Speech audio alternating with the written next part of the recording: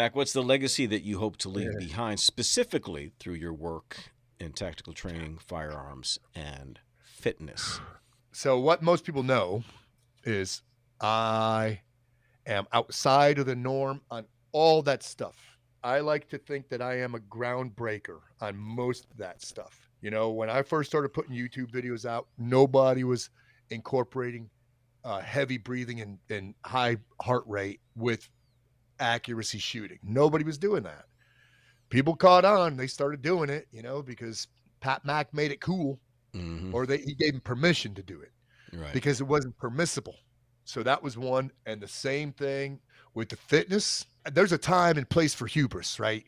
This is a monster that I created that is unlike anybody else. And the affirmation lies in, you know, some of the folks who are giants out there in the industry, the Mark Twain of Jim Jones, the MMA fighters, bodybuilder, Phil Heath. Phil Heath. Yeah. Jesus, I can't even think of these names right now. You know, so all these people are like, dude, and there's a lot of real big trainers out there in the world, you know, the Gunnar Peterson and the guys who've been in the fitness industry forever, Right. the Bert Soren, you know, Right. are like, bro, what you're doing is revolutionary. It's groundbreaking, you know. So that's going to be some legacy shit there. It'll last Yeah. on and on. And I started that while I was in the unit, and I painted it up on the wall above the gym, combat training facility. Mm-hmm. Yes. I got the idea from Mike Gittleson. He said, you know, this gym doesn't say combat on it. It says Bally's Fitness Center. Ooh, and that was an insult. Yeah, he meant it as an insult. And I really started thinking about it. And that's when I came up with that name, combat strength training. I mean, I came up with it just like that.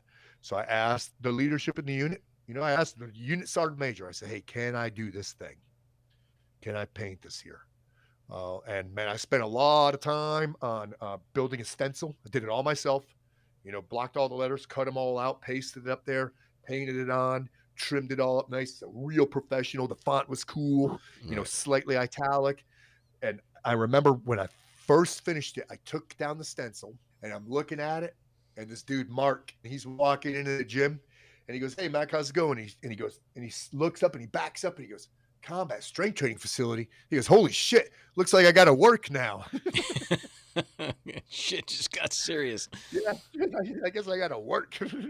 Yeah, so I like to think that I do things differently than everybody else. No copy and paste, and it's more effective Mm. all the way around. Whether it's tactical training, physical training, it's all more effective all the way around. That's saying from Jerry Rice, Hall of Famer football player in the '90s.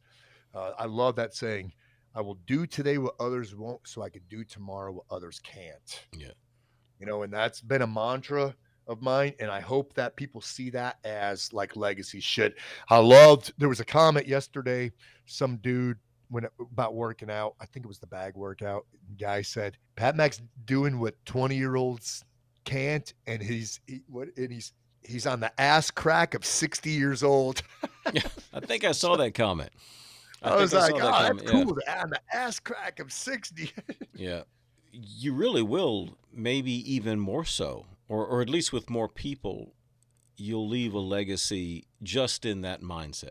Everything that makes up your kind of Macosophy, your way of looking at things and performance and commitment and, you know, resilience, all of the things that we've been talking about.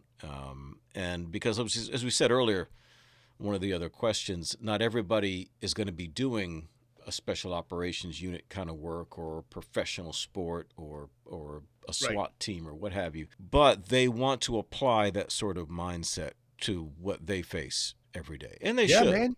Yeah, because it can apply. It's full spectrum training, man. It doesn't Tier matter one what you. civilians, bro. That's right. It doesn't matter. It doesn't matter what your line of work is, what your profession, what your sport, what your non-sport is. It's full training spectrum. It doesn't freaking matter, man. It's all encompassing.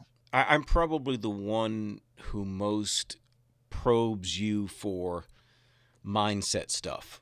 And You know what I without a mean? doubt. Yeah, And nobody else does.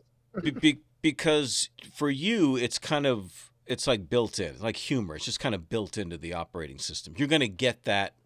It's going to be more caught than taught, right? Right. For people being around you, and that's probably why they enjoy the content, video, and what have you. Because even when you're not saying anything, Mhm.